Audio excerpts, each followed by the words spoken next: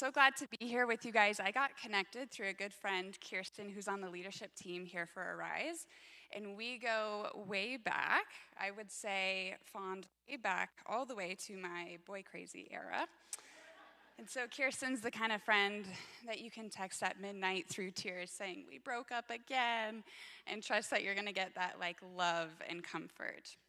And it was in that season, my boy crazy era, although I wouldn't have admitted it to you at that time, that I found myself back in therapy, kind of asking these questions of why isn't this happening for me? And it was there that I discovered attachment styles. Has anyone heard of attachment styles? Okay. And so I learned that I had an insecure attachment style that was animating the way that I was dating in relationships. And I discovered that attachment styles that are insecure come from trauma. I thought, well, great, I have this idea of where to go, but I don't have trauma. So how did this happen? And so maybe you're here and you're like me, and as you look back on your story or your childhood, you think, there's no obvious trauma here, but I feel pervasively insecure, or things aren't working out in relationships, and you're wanting to find hope. Or maybe you're here and you think back on your childhood and you recognize it was pretty tough and you got dealt a difficult, and you recognize that that stands in the way of relationships or your confidence. Or perhaps you're here and you're feeling hopeless after an adult relationship left you crushed, picking up the pieces of betrayal or infidelity, divorce, or other harm. Regardless of what brings you here, I want you to know that this was prepared with you in mind. You want safe love, but somehow you feel blocked from getting it. So let's talk about what counts as trauma. Oftentimes we think about trauma with a capital T, of these big events that cause harm to our physical bodies or threaten our life in some way. But a more helpful definition and more accurate definition of trauma would be anything that overwhelms our ability to cope. So trauma is about the impact that something had on you, not the objective circumstances of the event. Another helpful way to think about trauma is as sort of the broad spectrum of what could be trauma. Too much too soon, as often in the case of abuse or harm, or too much for too long, so chronic stress or conflict, or too little for too long. What we often forget within trauma is it's not just the bad things that happen to us, but it's also the absence of good things that didn't happen for us.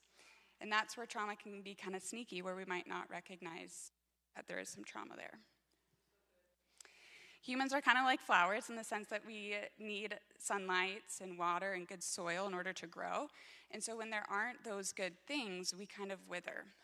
A child who's not told that they're lovely and beautiful and wanted and feels that with a parent will assume, I'm unlovable.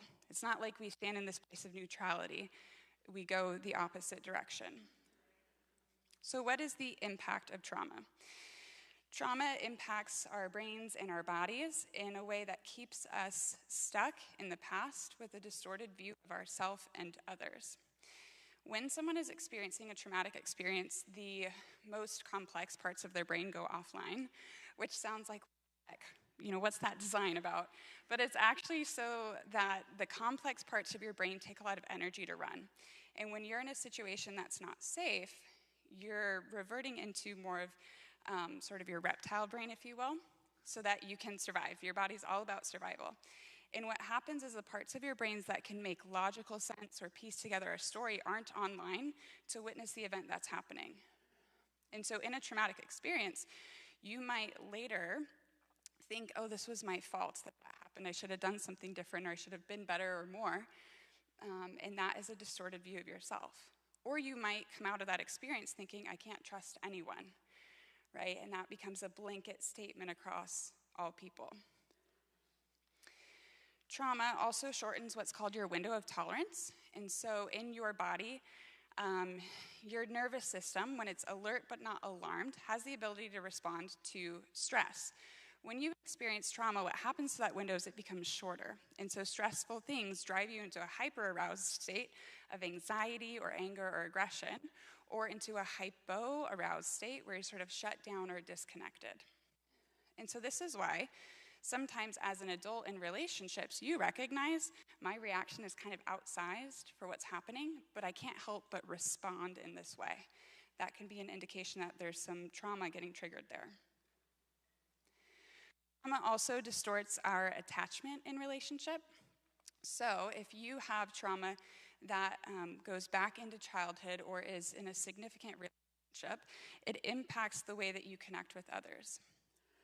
And there are 4 different styles that people tend to find themselves attaching in. So one would be an anxious attachment style. Someone who's anxious is often very preoccupied about the relationship. They read into texts. If you're the type of person that gets a message that says K and you assume someone's mad at you, this might be something that lands with you. Anxiously attached people feel very comfortable with a lot of closeness, but not very comfortable with distance. And so when you're away from someone, if you're anxiously attached, you start to feel like they don't love me anymore, or things aren't going well, or there's something wrong with me.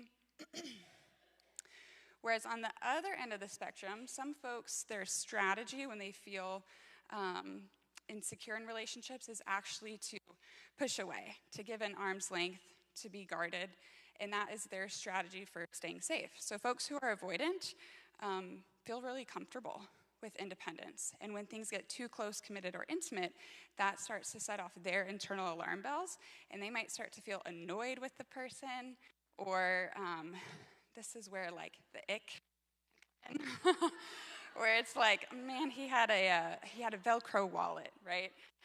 That's the ick, right? And it becomes like this little thing feels like such a big deal, right? So we want to think of these more like strategies that people use, and it's not a conscious strategy. You're not trying to get in your own way, but your body's trying to learn, how do I stay safe? How do I stay within that window of tolerance? And some people have learned that being anxious and hypervigilant in their relationship works for them, while as others find that, hey, if I pull back, then I start to feel better. So these aren't things that you're consciously choosing. It's something your body has learned. In the middle, we have what's called a secure attachment. This is someone who's a little bit more flexible with moving in and out of closeness and distance in relationship. Typically, someone who is securely attached will feel comfortable asking for their needs in relationship and meeting the needs of their partner. Trust and commitment come a bit more easy. I mentioned there's a 4th style. This is the most fun one, that sort of oscillates between both ends of the spectrum, sometimes really wanting a lot of closeness and other times really pushing away. So it's important to know that all of this does not mean that you inherently are like broken. Within each of you, there is access to safe, secure love, but we have to experience it in relationship in order to then live into it. And so if you identify with any of these things, I would encourage you to really sit in the truth that this doesn't mean that you aren't enough or you're broken and beyond repair, but it's really about unwinding your story and the pain that's there. So, what heals trauma? There's a variety of different approaches to treating trauma, but the researchers of all different approaches would agree that a couple things are necessary for that healing to take place. First, it would be facing the pain. So you can study and read all the books about all the things, but if you don't feel in your body where that trauma is held, it's not going to change. Face the pain. Oftentimes this can be done in telling your story and not telling it from up here, but embodying it, getting to share that pain with someone. Much like in our grief, if we avoid it and don't actually process through it, it's going to come and bubble right back up. The next thing would be to something new. So in order for trauma to heal, we have to bring up the old wounding and pair it with what's called a disconfirming experience. So if I felt unloved or unwanted in childhood or a significant relationship, I have to have experiences of feeling wanted in relationship in order for this belief to change. And so this is where if you read self-affirmations in the mirror and you're like, this is not working, it's because if you don't feel it in your body, it's not making a difference. And this is where being in the context of healthy community is so important, community that hears your story, but then also shows up for you in a way that gives you a different feeling about yourself. And then the third thing would be releasing what's no longer yours. This can be done in the context of trauma therapy or community or prayer, a variety of different ways to do that. So then what is safe love? Dr. Dan Siegel talks about 4 things that kids need in order to develop a secure attachment. And it's conveniently all S's. So kids need to feel seen, safe, like emotionally and physically, soothed and supported. And so if you're sitting here recognizing, okay, I might have some trauma in my childhood, or maybe some things were missing back there, or I just had this general sense of not being wanted or loved or chosen, and you're looking for a safe love now, these would be the things to look for. With this person, do I feel seen? Can I be spontaneous and authentic me and be received? Do I feel safe when I have a vulnerable emotion? Are they judging me, or are they holding space for it? Am I soothed when I'm in pain? Are they rushing in to comfort?